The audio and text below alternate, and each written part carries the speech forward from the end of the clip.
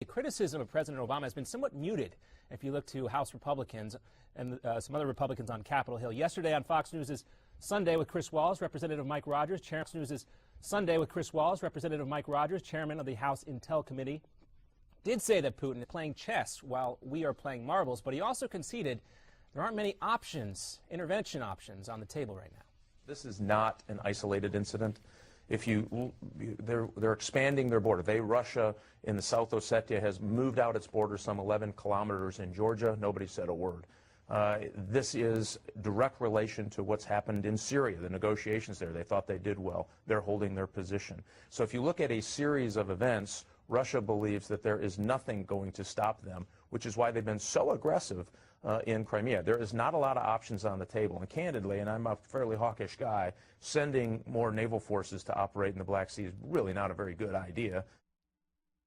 What should the United States do next? Joining me right now to discuss all this, former Congressman J.D. Hayworth. Great to have you here. Also, Newsmax magazine senior editor Dave, accomplished by going to the Ukraine today. J.D., we'll start with you. It's important because, again, Europe, which geographically has so much at stake and likewise has to awaken from this slumber. When you send the Secretary of State to Kiev, what would be far more interesting, and given the fact that the current president enjoys, to borrow the phraseology of the Washington Post editorial page, what would be incredibly dramatic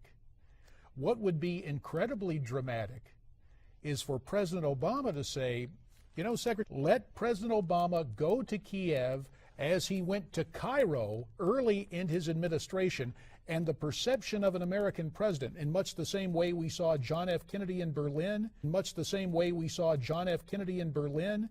that at least would have great stagecraft. The red line, just like the kids' book, Harold and the Purple Crayon. You know, it was cool for Harold to have that purple crayon. It's not so good for our president to pull out the red line, but a dramatic presence, if you subscribe to the notion that 90% of life is showing up. It's clearly important. And David, as we look at this, we're hearing some responses from House members, including Mike Rogers. They seem to be willing to give the president and the administration some space on this and not make it so overtly political. Is that the right play? Well, some of them are and some of them aren't. Remember, we also heard Leslie Graham, the senator from South Carolina, saying every time he hears Obama speak on this issue that he rolls his eyes. So I think there is a lot of frustration among conservatives, among Republicans, and doesn't always follow through on, which may have contributed to his current diplomatic and military crisis. You asked, what does Secretary of State Kerry need to do when he goes to Kiev? One thing he needs to do is bring a great big chest full of cash. In other words, the United States and the IMF have to start putting their money into this game, supporting Kiev, so that they're not totally intimidated by the fact that it's going to be very important here, because as we heard J.D. Mike Rogers just say there aren't really a lot of good military options, and you know, a lot of people are very leery about that idea. A couple of things to keep in mind. George Washington said, we must see the world as it is, not merely as we wish it to be. And then the actions of Ronald Reagan, portrayed in Europe as a rogue cowboy. Recall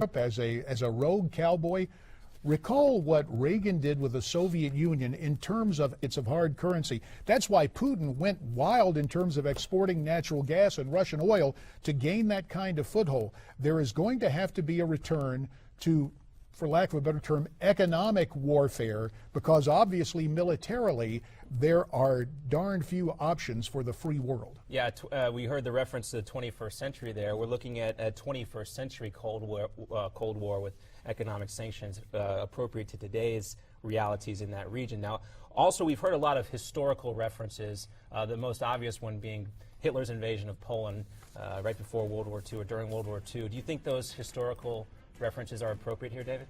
Well, you know, one other reason that's been mentioned is that that Russia says that the reason they've moved in now is because there are these neo-fascists in the western part of Ukraine who are drumming up all of this trouble. So probably a bridge too far to start making these comparisons, but there are some interesting parallels. There certainly are. Much more to come on this discussion, particularly with Ukraine. And we're going to get deeper into the issue of Crimea and some of the intricacies involved there when we come right back. Much more to get to. We want to hear from you. Do you think now is the time to pile on the president, or should everyone take a step back and give them space as this situation gets worse and worse by the day? We want to hear from you. Write in, tweet me directly at JohnB_Newsmax, or any of us here at the program at Newsmax TV.